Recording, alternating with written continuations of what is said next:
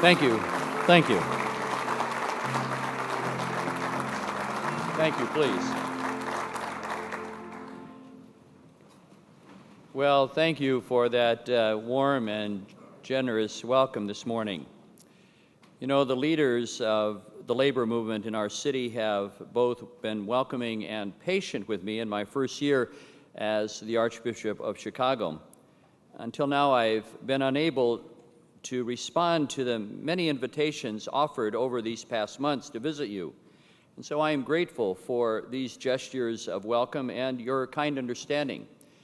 Coming here today to the Chicago Federation of Labor seemed to be the most appropriate way to respond to all of your many requests. Thank you, President Jorge Ramirez, for creating this opportunity and gathering us together. Thanks to President Coyne and the local 130 Chicago Journeyman Plumbers for opening their hall to us this morning. I know that there's another event that you also have scheduled and you've accommodated us, so thank you for that courtesy. One of my priorities since arriving in Chicago has been to build bridges and partnerships.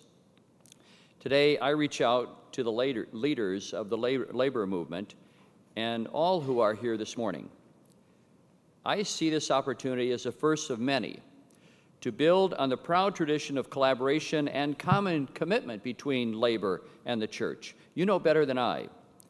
That collaboration has been fostered, especially by Chicago priests. First and most notably, there was the late Monsignor George Higgins, a giant in both the church and in the labor movement, and whom I knew very well from our shared days in Washington, D.C. We miss his voice.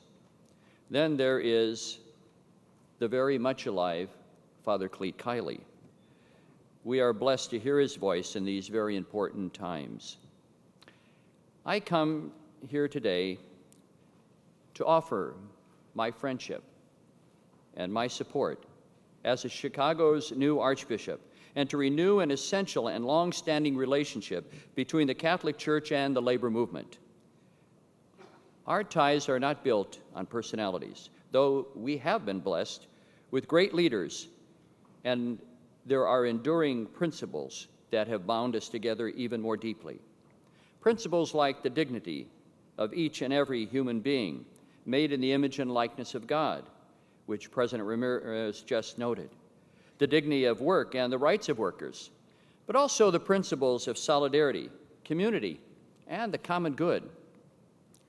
I seek an ongoing relationship that honors the past, but also builds a strong and better future for all the people that we serve here in different ways in Chicago and in the broader metropolitan area.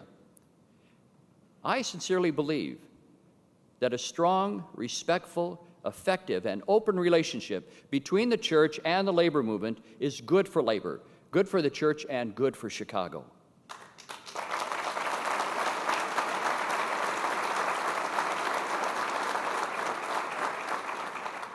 Admittedly, I'm new to Chicago, but I did grow up in the Midwest in Omaha, Nebraska.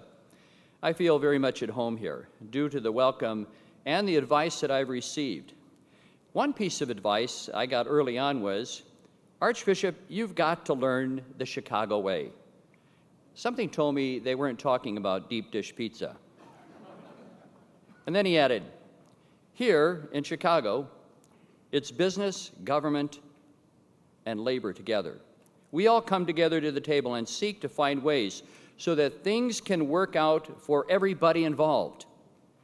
In the church, we call that solidarity, a word I know is very familiar to union members. Simply put, solidarity means that we are in this life together, that we are connected to one another, and that we can never operate as if we were isolated or self-sufficient agents. Pope Francis, who knows something about solidarity, put it this way: I would like to make an appeal to those in possession of greater resources, to public authorities, and to all people of goodwill. Never tire of working for a more just world marked by greater solidarity. Everybody, according to his or her particular opportunities and responsibilities, should be able to make a personal contribution to putting an end to so many social injustices. Solidarity means seeing others not as rivals or statistics, but brothers and sisters. And we are all brothers and sisters. He said this when he was in Brazil in July 2013, but I hope and expect he will bring this same powerful message to our country next week. My central message today is that I want the church to become an even more committed partner in this civic solidarity, joining with business, government, and labor in promoting the common good, especially in protecting the lives and dignity of those who are too often left behind in our city, our nation, and our world. Many of you in this hall have heard of the groundbreaking encyclical letter of Pope Leo XIII called Rerum Novarum. It was published in 1891. Pope Leo expressly urged Catholic bishops and priests to, quote, go to the worker, end quote. I ask that you see my presence here today as a response to that mandate of nearly a century and a quarter ago.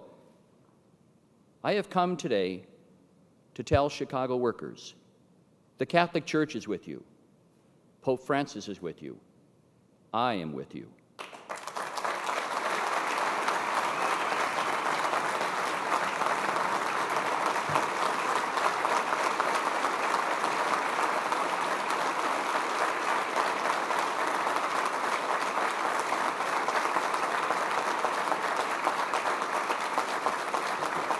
Thank you.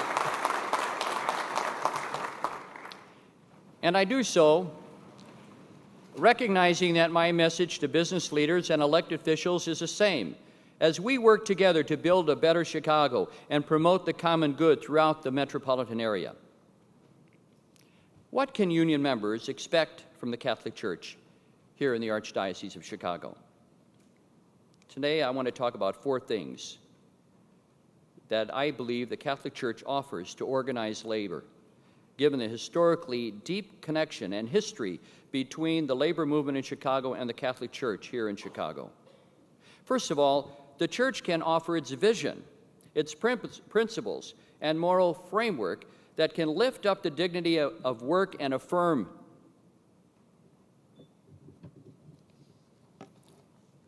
the human dignity of all and the rights of every worker, every man and woman. Secondly, the Church can raise its voice on issues that affect workers and their rights and their families. Third, the Church, as an employer, can practice what it preaches about the dignity and the rights of workers in terms of wages and working conditions. And finally, the Church can be a voice, an ally, a partner in the search for greater justice and the pursuit of the common good. Let me take each one of those. A vision. What brings the labor movement and the Catholic Church together is not politics, economic theories, or an ideology, but rather a set of beliefs and commitments about human life and dignity, about work and the rights of workers, about solidarity and subsidiarity, about justice and the common good. We have to remind each other and ourselves that these principles are not just slogans or footnotes, but a way of thinking and acting and measuring our efforts.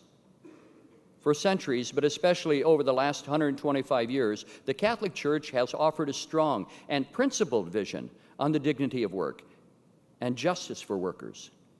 Pope Leo XIII called for the standards of justice in the workplace, including the right to a living wage, the right to safe workplaces, the right to health care, and the need to provide for retirement. Similarly, the Church has consistently taught that workers have a right to have a voice in the workplace, to form and join unions, to bargain collectively, and protect their rights. And the Church has never made a distinction between private and public sectors of the work. It was not Monsignor Higgins who called unions indispensable, but Pope, now Saint, John Paul II in his powerful and still timely encyclical on human work. Work and unions are important, not simply for what a worker gets, but how they enable a worker to provide for a family and participate in the workplace and society. Unions are important not simply for helping workers get more, but helping workers be more, to have a voice, a place to make a contribution to the good of the whole enterprise, to fellow workers, and to all of society. In his Joy of the Gospel, Pope Francis writes about the connection between a just wage and participating in society, calling at the same time for education, access to health care, and above all, employment, for it is through free, creative, participatory, and mutually supportive labor that human beings express and enhance the dignity of their lives. And then he added, a just wage enables them to have adequate access to all other goods which are destined for our common use. Across the 20th century and into the 21st, 10 popes have affirmed and expanded this very vision. The Church believes work is important not just for the wages it provides, though fair wages are a basic right, but for its contribution to human dignity.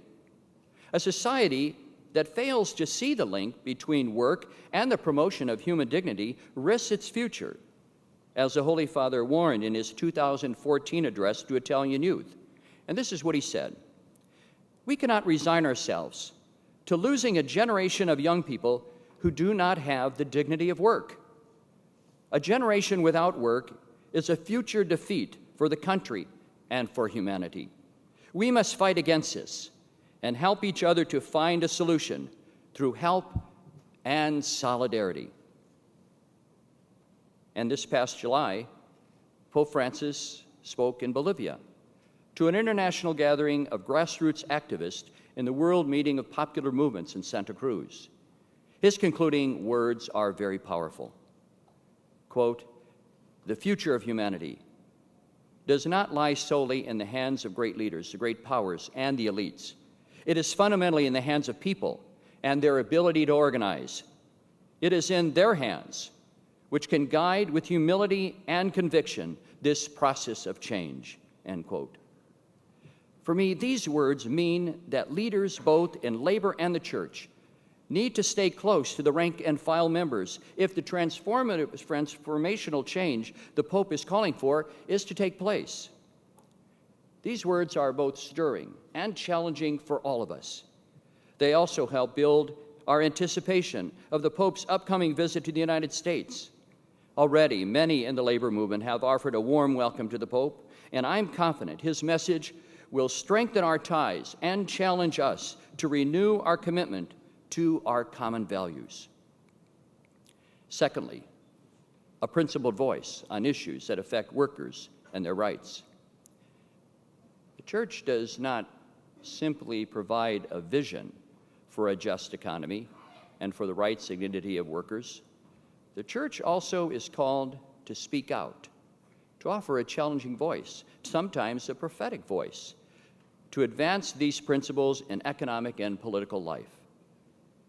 In defending human life and dignity, in promoting solidarity and the common good, we will defend workers and their rights, the roles and responsibilities of unions. We will seek to be clear and consistent in defending human life and dignity and those who are excluded or treated unjustly. And we hope the labor movement will do the same, no matter which party or powerful interest it may offend. We share so much in common when it comes to standing with those left behind, those who are left out. We have already worked together in promoting comprehensive immigration reform. I commend the Chicago Federation of Labor and other people of goodwill in this regard, including business leaders who have advocated for a just reform of a terribly broken system which hurts immigrants and workers, our city, and our nation. Mayor Emanuel also deserves credit for helping to keep Chicago a welcoming place for immigrants and refugees seeking a better life.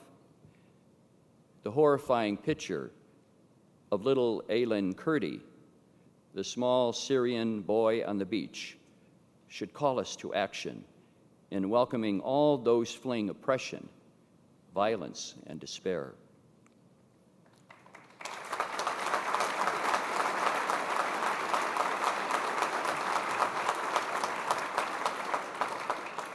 We need to stand together, religion, labor, business, government, in rejecting rhetoric or tactics which demonize and demean immigrants or blame them for problems they did not cause. This kind of angry posturing hurts our nation and diminishes all of us. It also fails to address the real problems, which require wise policy, just principles, and bipartisan action. I will also add my voice when it is prudent and helpful in egregious examples of injustice. The church can't weigh in on every issue and every dispute. It lacks the capacity and the competence to do so. However, when the church sees fundamental values being threatened or undermined, the church will speak up to offer basic moral principles to defend the weak and vulnerable and to promote the common good. For example, in view of the present-day attempts to enact so-called right-to-work laws, the church is duty-bound to challenge such efforts by raising questions based on long-standing principles. We have to ask, do these measures undermine the capacity of unions to organize, to represent workers, and to negotiate contracts? Do such laws protect the weak and the vulnerable? Do they promote the dignity of work and the rights of workers? Do they promote a more just society and a more fair economy? Do they advance the common good? Lawmakers and policymakers cannot ignore or brush aside these questions. Others may see it differently, but history has shown that a society with a healthy, effective, and responsible labor movement is a better place than one where other powerful economic interests have their way and the voices and rights of workers are diminished.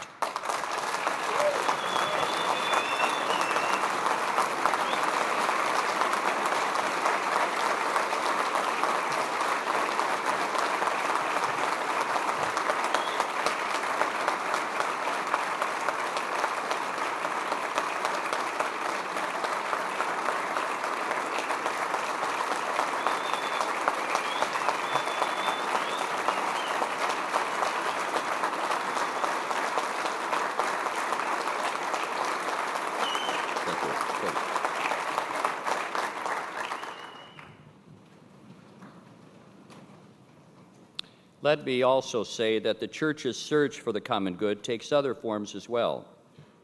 Friends can disagree and can see things differently. Admittedly, these differences can create tensions, but they should never break relationships. In times of tensions, I ask you to keep in mind that the church's commitment to solidarity with workers is rooted in our commitment to solidarity with all. The church stands in solidarity with the undocumented.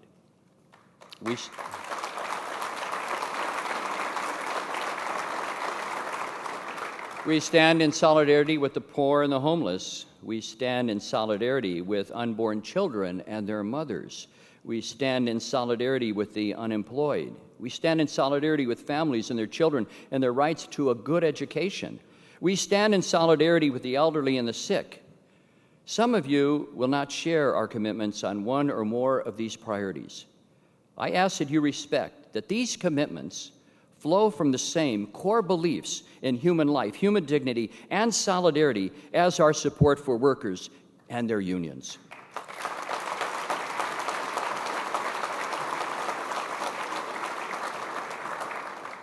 My hope is that people will see that the church is calling for a consistent ethic of solidarity that aims at making sure no one, from the first moment of life to natural death, from the wealthiest community to our poorest neighborhoods, is excluded from the table of life. We resist what Pope Francis calls the throwaway culture, that treats people as things and is tempted to discard the weak and the vulnerable, those without money, power, or voice. Elements within the labor movement, as in every institution, and the church is certainly no exception, can fall short of its ideals and mission. All institutions can become insular, lack diversity, become too self-interested, self-referential, or can be used for partisan and ideological purposes that have little to do with their core missions. We know, too, well from our own experience within the church, that institutions and their leaders can be unaccountable, distant, unresponsive, and can violate trust. All of your members and the nation deserve no less than the best from your leaders, for they hold in trust the legacy of the great contributions made by the broader labor movement. So many have sacrificed for justice and fairness, for a 40-hour work week, for minimum wages, for Medicare, Medicaid, Social Security, for family leave, for civil rights, for universal health care, and the fight to organize itself. Accountability at all levels, especially the highest levels, is vital to keeping alive and honoring the rich legacy and the vision that the whole is more than the sum of its parts. As an expression of solidarity, I ask your understanding on a matter that is frequently misunderstood. I refer to the Church's appeals for respect for religious freedom as we carry out our work to serve those in need in our city and our nation. When we insist that government cannot define what is and is not a religious ministry, when we ask that government not require us to violate our moral principles, this is not just about a special pleading, but goes to the heart of our exercise of solidarity. You see, for us, feeding the hungry, sheltering the homeless, protecting the unborn, caring for the sick, welcoming the immigrants are religious duties, not just service to society. Our consistent ethic of solidarity, our teaching on human life and dignity, requires the Church to speak up on behalf of all the vulnerable, just as it requires us to raise our voice for the dignity and the rights of workers and the pursuit of economic justice. These are not simple matters, and they require accommodation and mutual respect. And I have to admit, not every claim of religious freedom is valid, and the law has to protect the basic rights of all. Like all of you, the Church believes that rights do not only belong to the individuals and corporations, but also to groups such as unions and the Church. We do not insist that everyone believe what we believe, but we do maintain that our American traditions and laws have allowed us in the past and should allow us in the future to preserve our religious identity and free exercise of religion as we carry out our ministry to the least of these and make our contributions to the common good. Let me offer another example. One of the things I am most impressed with since coming to Chicago is the outstanding work of our Catholic schools in some of the poorest and toughest parts of the city. I'm also impressed by the service that they give to the children of workers and the children of the unemployed. I admire the good work of all those in public and non-public education alike who offer their skills, knowledge, and education in our inner city schools. But I am troubled and challenged by the powerful economic forces, social pressures, and demographic trends that put inner city Catholic education at risk. I know that many of you share my view that the diminishment of inner city Catholic education would be a loss for lots of kids, for their families, their neighborhoods, and the larger Chicago family. I am encouraged that many labor leaders are supporting the Illinois Kids Campaign's Education Tax Credit Initiative. Many in the labor movement found in Catholic schools a way forward to a better future for their families, and many of you send your children to our schools today.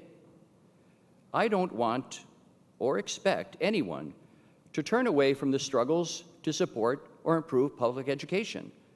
Most kids, most Catholic kids, are in our public schools, just as many kids in Catholic schools are not Catholic. But the way I look at it, we should come to an agreement that whether they are in public, private, or parochial schools, they're all our kids and deserve the best education this country has to offer.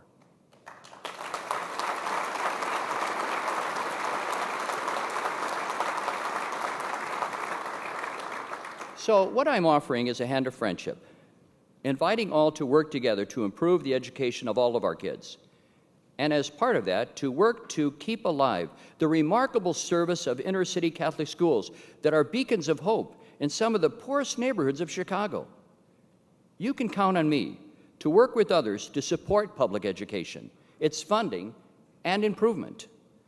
But I also invite and need your help in avoiding the loss of valuable Catholic schools that provide help, hope, and are essential contributions to a better Chicago. In the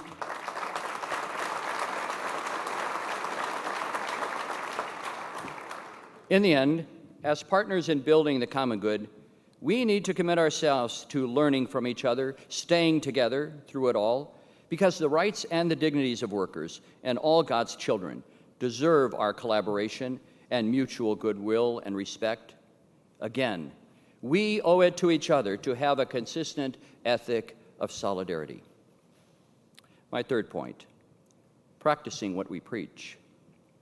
As a Catholic Archbishop of Chicago and one of the largest employers in Cook and Lake counties, I've come to depend on the advice and counsel of our very vibrant business community. They have been generous in responding to my requests for guidance on how best to manage such a complex organization. But I also need, and am grateful for, the advice of labor. You know firsthand some of the best practices for employment and have experience and wisdom that needs to be tapped. You created the weekend. Although, Father Cleet, when's the last time you had a weekend off? You advanced the concept of universal health care. You stayed vigilant about job security. You advocated family leave, and you did so much more. Your members are everywhere in the Archdiocese. Many of your members are also part of our family of faith. But whether we are of the same faith or different or none, we are all God's children. We serve together, and we can learn from each other. The Archdiocese of Chicago employs 15,000 full and part-time employees in its agencies, seminaries, schools, and parishes. We strive to be a just employer.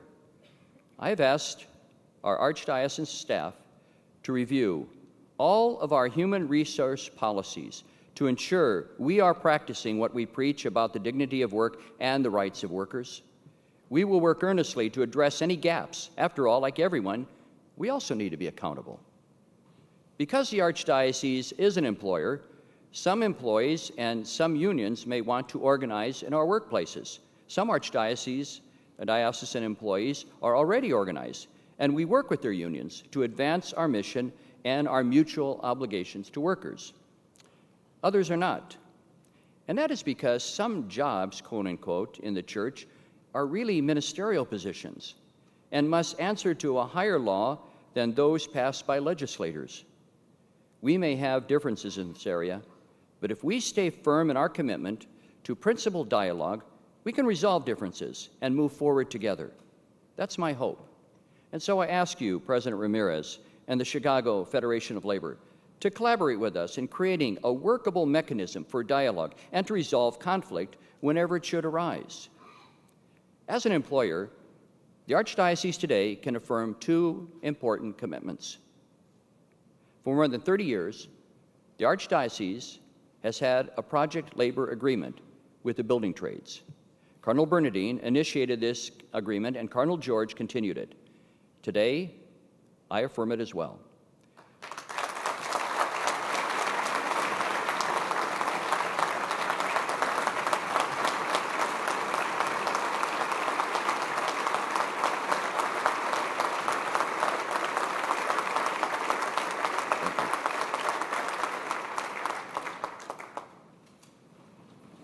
And being noon here, I would imagine the specifics of this agreement are probably due for review and updating.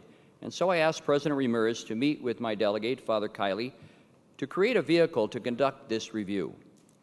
This has been a good policy. It's the right thing to do. And besides, it'll keep that giant rat off my porch.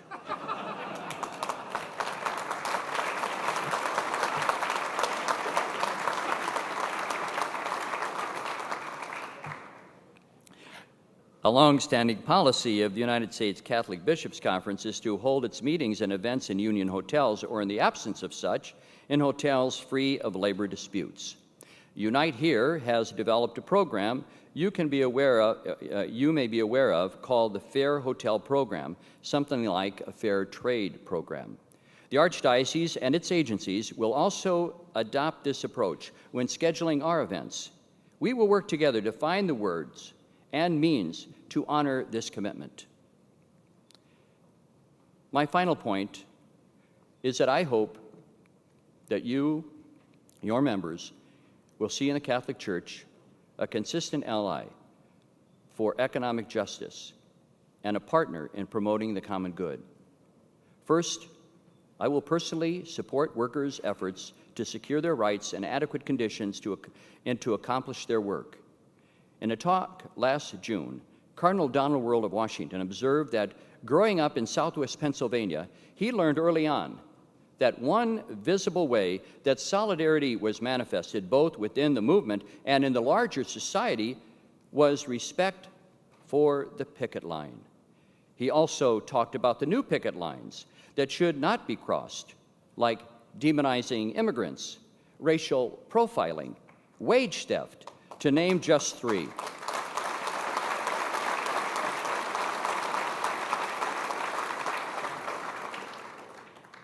In solidarity with you, I want you to know that the Archdiocese of Chicago will honor your picket lines.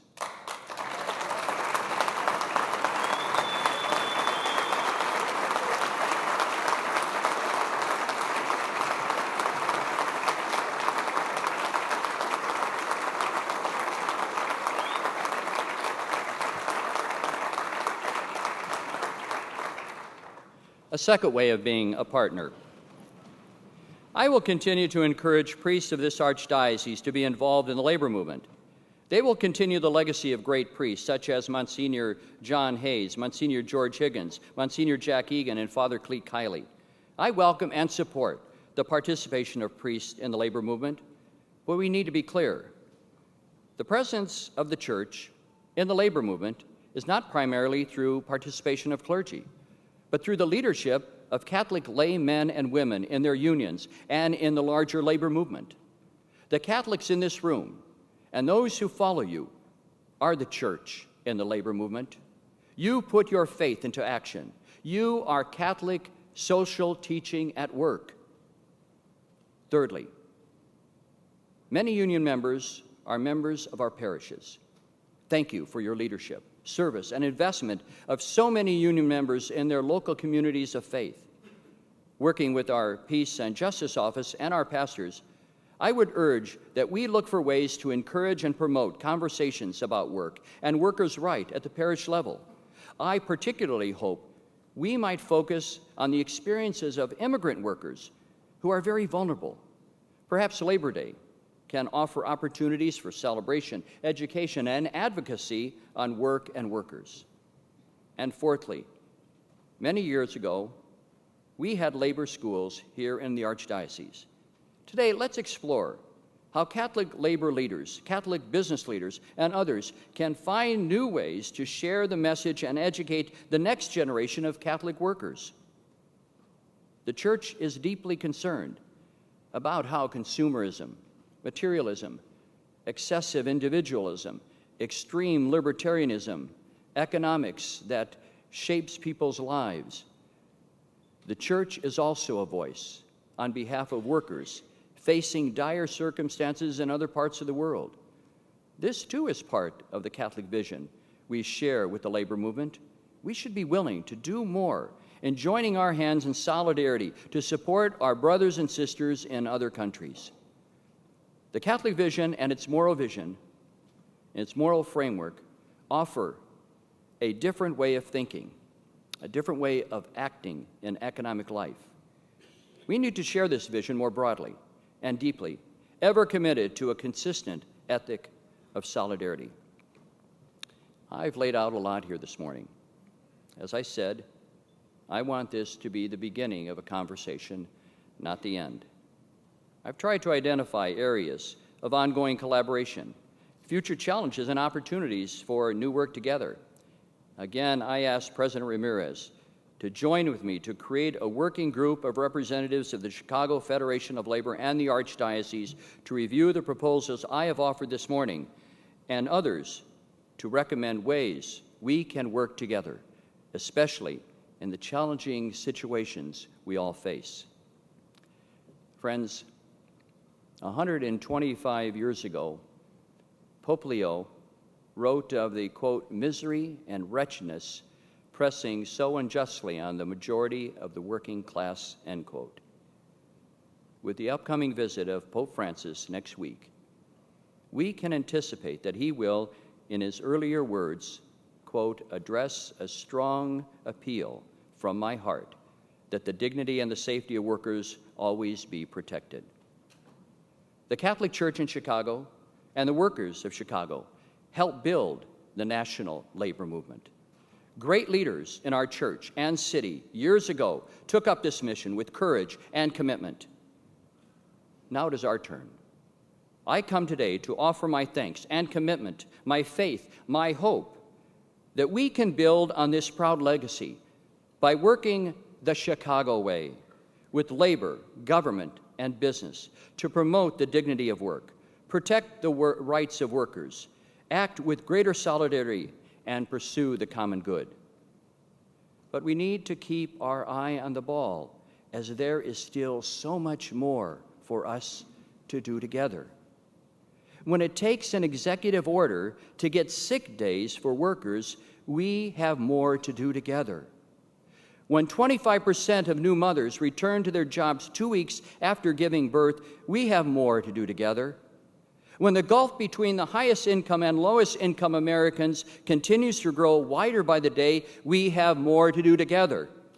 When women in our country still make substantially less than men at the same job, and this gap is worse for women of color, we have a lot more to do together in solidarity. On that note, let me close by quoting one final time Pope Francis. Serving means working beside the neediest of people, establishing with them, first and foremost, human relationships of closeness and bonds of solidarity. Solidarity. This is a word that frightens the developed world. People try to avoid saying it. Solidarity to them is almost a bad word, but it is our word. Thank you.